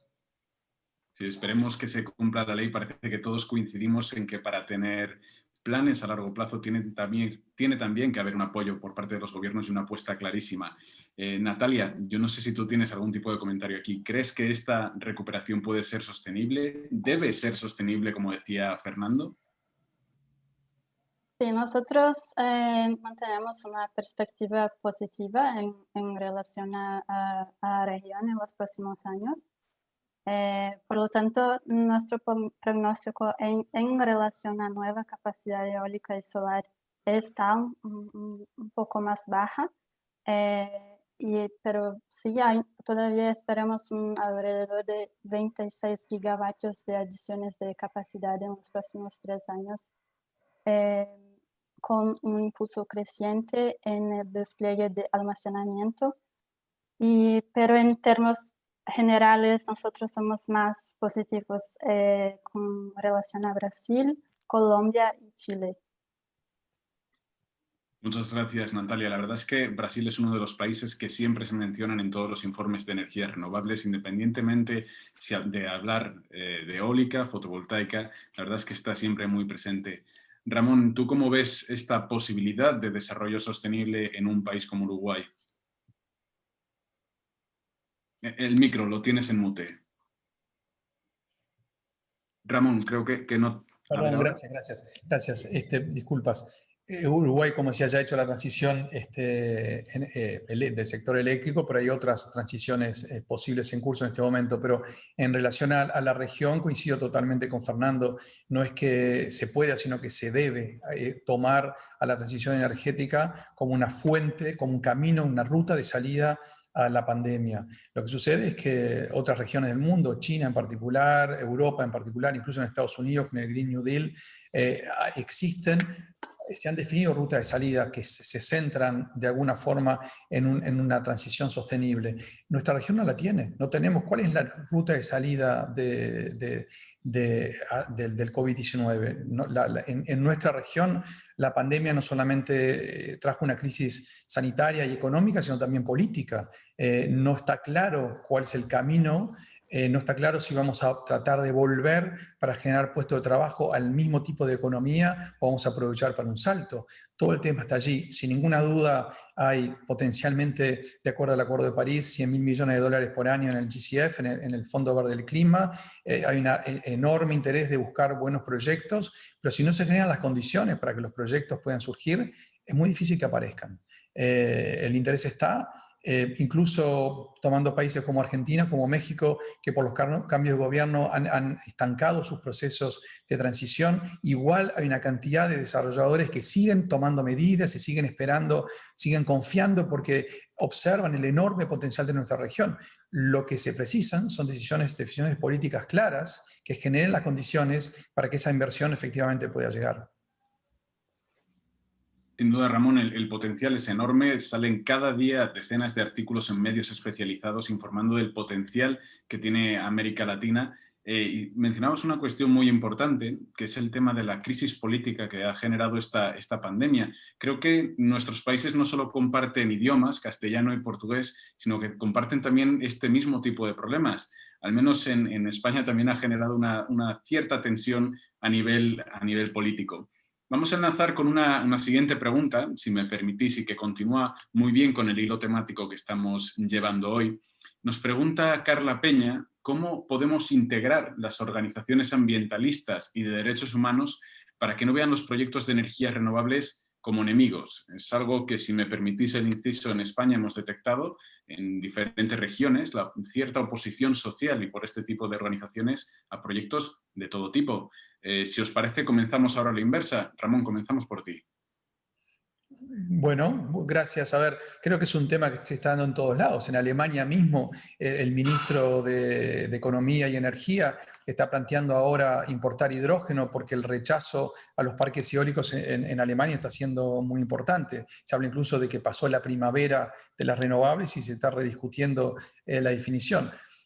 Sin duda, en nuestra región no hay espacio para instalar, o es muy difícil instalar grandes centrales hidroeléctricas que generan un rechazo muy importante, pero sí hay un espacio muy grande para instalar parques solares o fotovoltaicos, fotovoltaicos o eólicos fundamentalmente. Lo que es muy importante es incluir a las comunidades locales en las temáticas. Es muy difícil cuando un gobierno va a una región alejada que no tiene electricidad, donde se instalan grandes molinos de viento o grandes parques fotovoltaicos, pero las comunidades siguen sin electricidad y las líneas eléctricas se van hacia otro lado. Comprender las demandas, comprender que en algunos países de nuestra región, en algunas regiones en particular,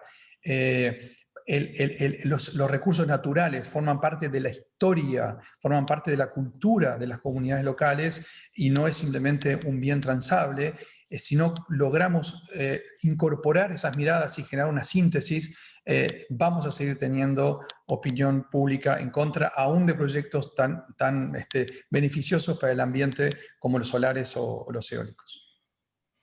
Sin duda, Ramón, no hay que verlo solo como un medio para generar un beneficio económico, sino también hay que verlo como un fin para mejorar el planeta en el que vivimos. Patricia, como vamos en orden inverso, volvemos a ti en esta ocasión. En México, que yo creo que tenéis bastantes extensiones, ¿cómo crees que se podrían integrar precisamente estas asociaciones ambientalistas o estos grupos sociales que generan cierta oposición y nos ven como enemigos? Pues en México estos grupos sociales que les llaman ONGs nos han favorecido muchísimo las energías renovables. A diferencia, los primeros amparos que se han ganado también a través, hay 200 amparos más o menos, pero parte de los principales amparos los ha ganado un par de ONGs que pues evidentemente se han preocupado por el tema ambiental y eso ha sido el principal driver para las ONGs para salir en defensa de las renovables, como es el caso de Greenpeace y el CEMDA, que es el Centro Mexicano de Derecho Ambiental. Nosotros les agradecemos mucho su participación porque muchas veces estas organizaciones sí deberían de participar en este tipo de impulsos, ¿no? Y pues es evidente el daño medioambiental que se pretende hacer con las nuevas regulaciones del gobierno, que pues han sido favorecidas y están también trabajando de la mano con el sector de las energías renovables en México. Gracias, Patricia. Por tener una visión un poquito más global y no directamente desde una asociación, Natalia, ¿vosotros cómo veis esta posibilidad de integrar la oposición social o las ONGs, como comentaba Patricia hace un minuto? Verdad es que nosotros no estamos no estamos mirando tanto a este aspecto desde Bloomberg, pero estoy muy de acuerdo con que Ramón justo en relación al diálogo que las comunidades tienen que estar incluidas en relación al planeamiento de esos proyectos y de las líneas de transmisión también, porque vimos el gran impacto que el retraso, si este diálogo no es hecho de manera correcta y efectiva, vemos que puede tener, en fin, podemos tener impactos malos para los dos lados. Entonces, creo que el diálogo es clave. Muito obrigado, Natalia. Fernando, si me permites, a ti te voy a replantear un poquitillo la pregunta. Desde el BID, o en el BID, ¿os influyen este tipo de organizaciones positiva o negativamente? ¿Cómo veis el posible impacto en las renovables desde el BID? A ver, nosotros tenemos una política de apertura total de información y también de respuestas a cualquiera que nos haga preguntas. Y sin entrar en nombrar, pero incluso ONGs que a veces pueden ser quizás muy ideológicas, nosotros también las respondemos y buscamos abrir canales de diálogo con ellas, de manera de poder explicar los proyectos que estamos participando en el financiamiento y mostrarles por qué estos proyectos sí tienen mérito para ser financiados, porque contribuyen significativamente no solo al desarrollo de la economía en el cual se implementa, sino que también tienen impactos muy positivos en el medio ambiente y en las comunidades locales. Entonces, sí somos muy sensibles, sí somos muy abiertos a trabajar con ellas y a informar, a intercambiar opiniones, a escucharlas sobre todo también. Pero también es importante que no podemos en general caer presas de campañas de desinformación o de desprestigio con informaciones que no son correctas. Tampoco, si bien somos sensibles, tenemos que mantener nuestro convencimiento de lo que estamos haciendo, lo estamos haciendo bien, y para eso tenemos todo un mecanismo de distintos análisis, tanto la parte ambiental, social, de gobernanza corporativa y de muchos aspectos de los proyectos, que son proyectos que tienen mérito para ser financiados por una banca de desarrollo como la nuestra, y ese convencimiento nos lleva a que vamos a estar al lado de ese cliente, empujando el proyecto hacia adelante en la medida que cumpla con todos sus méritos. Y por eso somos tan rigurosos en nuestros análisis. A veces son un poco pesados, lo sabemos, pero los grandes proyectos, los proyectos complejos, es lo que permite que se lleven adelante.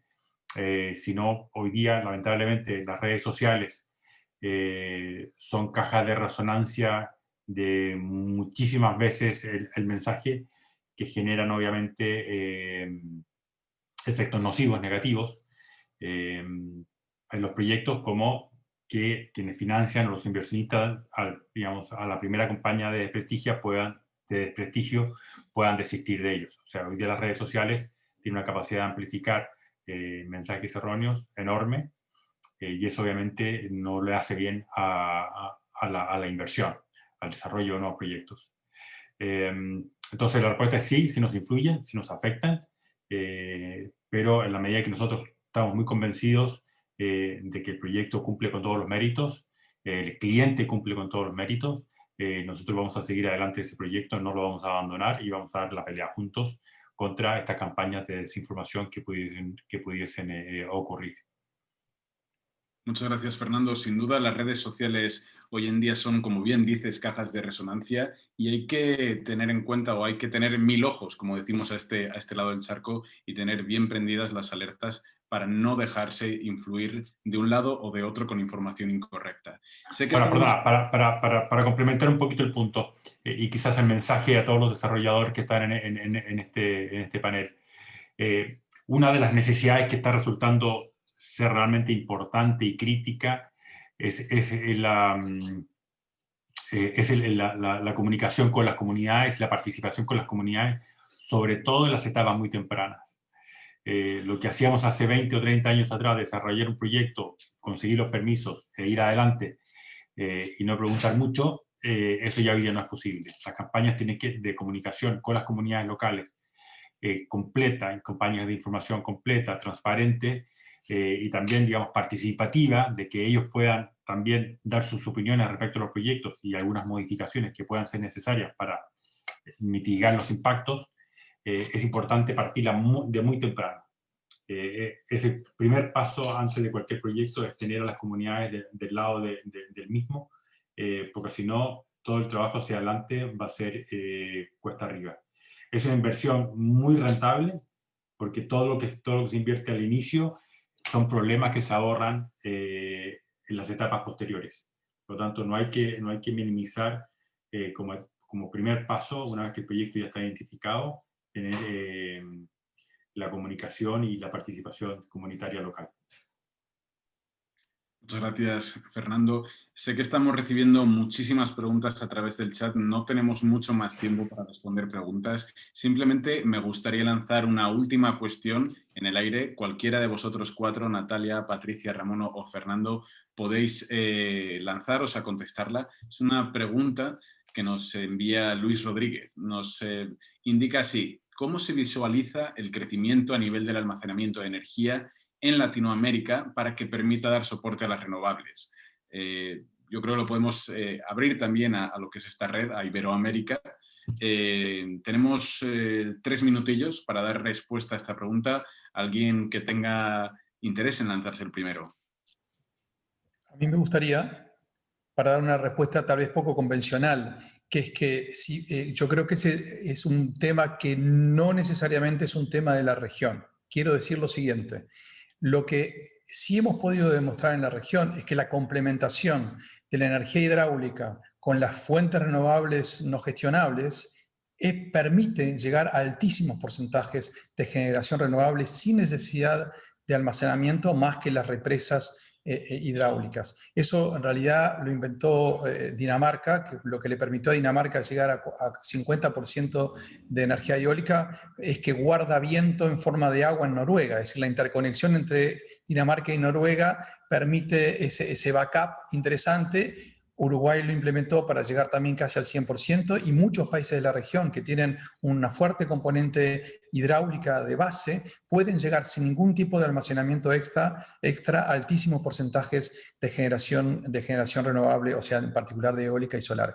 Quería dejar simplemente eso como un pensamiento, porque no siempre tenemos que ponernos a pensar en tener un enorme pack de almacenamiento ni ponernos a bombear agua para poder tener mucha energía solar. Es posible llegar a grandes porcentajes de energías renovables variables sin almacenamiento actualmente. Quisiera complementar lo que acaba de decir Ramón, quizás rápidamente. Yo creo que los países de la región tienen que abrirse a realizar lo que se llaman los sandbox, que son pequeños experimentos regulatorios que permitan ir incorporando tecnologías de almacenamiento y baterías en pequeños volúmenes, de manera de ir aprendiendo cómo estas tecnologías se incorporan a los sistemas, dándole seguridad económica o de ingresos o regulatorias a quienes los promueven. No tienen por qué ser licitaciones masivas, pero sí tienen que ir paso a paso, año a año, irse haciéndose estos experimentos, permitir que se vaya experimentando en las redes, de manera de que ir acompañando todo el desarrollo tecnológico que va a ocurrir sin duda en el mediano plazo. Pues la alternativa es quedarnos esperando a que el costo de la tecnología baje de aquí a los próximos 5 años, como nos mostraba Elaine en su presentación, pero eso probablemente no nos va a permitir surfear la ola completamente. Entonces, yo diría, esa es mi respuesta. Además de la que dice Ramón, que tiene toda la razón del mundo. Y si me permites, 10 segundos para complementar lo de Fernando. Muy rápidamente, Ramón. Lo que es fundamental es colocar en las regulaciones el manejo del almacenamiento y colocarlo sobre todo en las tarifas. En nuestra región los servicios complementarios están muy mal reconocidos en las regulaciones y mucho menos todavía en las tarificaciones. El almacenamiento debe ser considerado un servicio complementario cada vez más para poder desarrollar las redes eléctricas altamente renovables. Gracias, Ramón. Natalia, cuando quieras. Sí, yo gostaria de complementar también, porque desde Bloomberg esperamos que las baterías van a ser muy importantes a lo largo de los años para integración de eólica y solar juntamente con la tecnología hidroeléctrica, pero claro que eso no está disponible, la tecnología hidroeléctrica no está disponible en muchos países, entonces las baterías van a ser esenciales en muchos mercados. En la región nosotros vemos que Chile va a ser el primer país que va a desarrollar más capacidad de almacenamiento y ya está haciendo, porque tiene algunas condiciones de mercado que favorecen ahí. Como Ramón dijo, el marco regulatorio es fundamental para traer seguridad al inversor, para que saiban cuáles serían sus cuánto y cómo podrían recibir el pago proviendo de esas tecnologías. Gracias, Natalia. Patricia. Solo para complementar, nosotros tenemos una proyección que viene de nuestro más reciente NEO Report, que entre muchas cosas modelamos el mix de electricidad global a partir de factores económicos exclusivamente, o sea, sin considerar políticas energéticas, y estimamos que las baterías tendrán un rol cada vez más importante y van a representar cerca del 6% de la capacidad instalada global hasta 2050. Gracias, Natalia. Patricia. Gracias, Carlos. Pues para cerrar, ya me despido de ustedes y de mis compañeros también. Pues solamente repetir lo que ya dijo Fernando, ¿no? Necesitan lograr el almacenamiento, esa confianza también de bancabilidad y es parte también de nuestro trabajo como ingenieros independientes de dar esa seguridad, ¿no? En lo que hemos estado revisando, ya hay varios proyectos que ahorita se están proyectando con almacenamiento, ¿no? De hecho, en diferentes regiones. Hemos visto que también ha disminuido el costo casi en un 20% en los últimos años, entonces eso nos da también un poco de certidumbre en pensar que los costos de EPC seguirán siendo los mismos en un futuro previsible. Entonces, dado esto, pues sí se les invita a investigar cuáles son las mejores baterías en cuanto a tecnología, en cuanto a eficiencia, como dice bien también Ramón, hay que integrar eso al costo dentro de los sistemas, ¿no? Y hacerlo lo más óptimo posible. También, bueno, como esperanza también estará también el hidrógeno verde, que Chile está muy avanzado en el tema y que pues se supone que este gas tendrá un mismo peso que el petróleo en unos pocos años, ¿no? Entonces ya la tecnología está en el mercado, solamente se trata de empezar a optimizar costos y beneficios, ¿no? Muchas gracias. Muchas gracias, Patricia. Muchas gracias a los cuatro y a Elsia por este segundo panel, este segundo bloque, primer panel de este evento que hemos organizado por la Red REN. Sé que hemos recibido muchas preguntas más, pero nos hemos quedado sin tiempo. Muchas gracias a todos los que nos han lanzado preguntas. Gracias a todos los panelistas, Natalia, Patricia, Ramón y Fernando. Muchas gracias, Elsia. Muchas gracias por participar. Simplemente recordaros que contaréis con la grabación de este evento, así como con todas las presentaciones, tanto en la web de Acera, que está llevando la coordinación de esta plataforma este primer año, como en la página web de todas las asociaciones que componemos esta Red REN, Red Iberoamericana de Energías Renovables. Somos 17 asociaciones de 11 países que intentan promover precisamente eventos como este para compartir el mejor know-how y toda la información para que el desarrollo de las renovables sea lo más adecuado en todos los países que conforman la red iberoamericana. Simplemente nos quedamos con 3 palabras que he tomado de todas las presentaciones, incluida la de Laine al principio de este evento. Creo que ha quedado muy patente la necesidad de una regulación, de un compromiso público y privado entre los gobiernos y las empresas, y además no solo un compromiso, sino una coordinación entre la parte pública y la parte privada para un correcto desarrollo de estas energías que pueden ser además un catalizador para el desarrollo post-pandemia y además un catalizador verde que no solo es posible, sino además necesario. Muchísimas gracias a todos los asistentes, sobre todo a las casi 100 personas que habéis aguantado estas 2 horas, y nos vemos en un próximo evento de la Red REN. Muchísimas gracias y hasta luego.